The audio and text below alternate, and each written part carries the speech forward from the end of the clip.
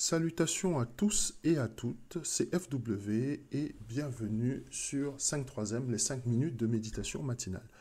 Donc mes méditations ce matin m'amènent à me pencher sur la question de la Coupe du Monde, ou plus exactement à la question d'une manifestation qui a eu lieu à Toulouse, d'accord, le 26 novembre, où un groupe a intitulé, qui s'appelle l'association PAF, donc pour un autre festival, et qui rassemble aussi d'autres associations en fait. Et toutes ces personnes-là se sont réunies pour manifester en fait contre la Coupe du Monde au Qatar.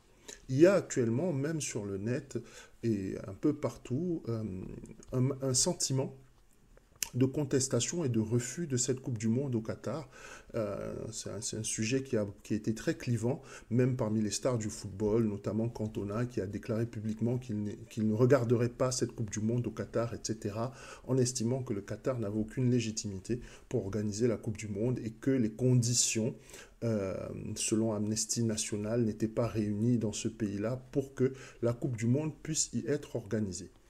Donc, c'est intéressant parce que, une fois de plus, on se focalise pour ce qui est pour moi le moins important. La vérité, c'est que depuis 2020, le monde dans lequel nous vivons a traversé beaucoup de crises.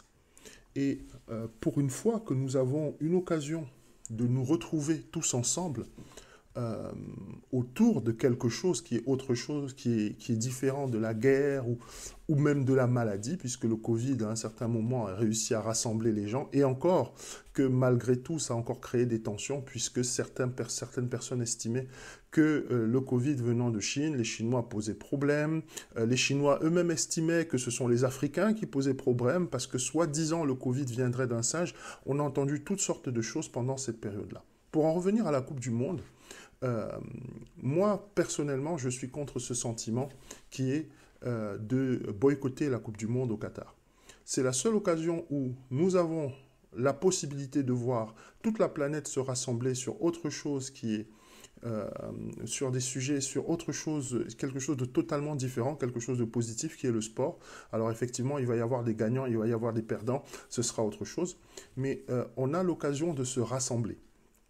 Et c'est très rarement que l'humanité se rassemble autour de quelque chose. Alors, à tous les gens qui sont dans la contestation, effectivement, les conditions humanitaires ou plutôt les conditions sociales sont ce qu'elles sont, ou même des droits civiques sont ce qu'elles sont au Qatar. Mais il ne faut pas oublier que d'autres pays aussi ont organisé des Coupes du Monde dans des conditions aussi pareilles et ça n'a pas suscité tout ce tollé. Ce que je veux dire par là, c'est ceci. Et bien sûr, on avance toujours l'argument de pourquoi des milliards sont dépensés, etc., etc., etc. Mais il faut dire aussi que la Coupe du Monde est une manne financière pour les pays qui l'organisent. Donc, où je veux en venir, c'est qu'on doit cesser de se focaliser sur ce qui est négatif.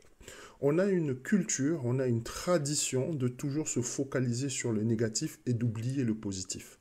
Nous avons traversé en tant qu'humanité tellement de difficultés ces 3-4 dernières années. Et là, on rentre encore dans une période de difficultés puisque l'inflation, la crise, la guerre, etc. est encore en train de changer le paysage de cette planète. Donc pour une fois que nous avons une occasion de nous rassembler, pour une fois que nous avons une occasion d'échanger, de partager, de nous réjouir et parfois même de pleurer aussi ensemble. Il y a de très belles images de supporters qui se congratulent alors qu'effectivement il y a des gagnants et il y a des perdants.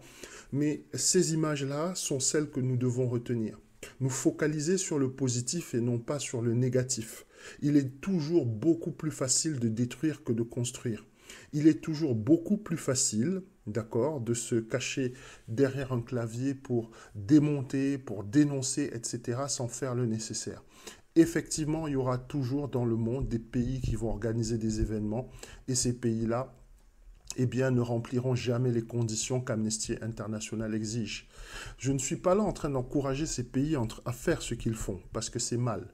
Moi, ce que je pense, c'est que si nous avons une occasion de nous rassembler, si nous avons une occasion de célébrer autre chose que la guerre, autre chose que la pauvreté, autre chose que l'inflation, eh bien cette occasion-là, elle est à saisir parce qu'il n'est pas dit demain qu'il n'y aura pas encore une autre pandémie et que nous ne nous retrouvions pas encore dans des conditions sanitaires impossibles.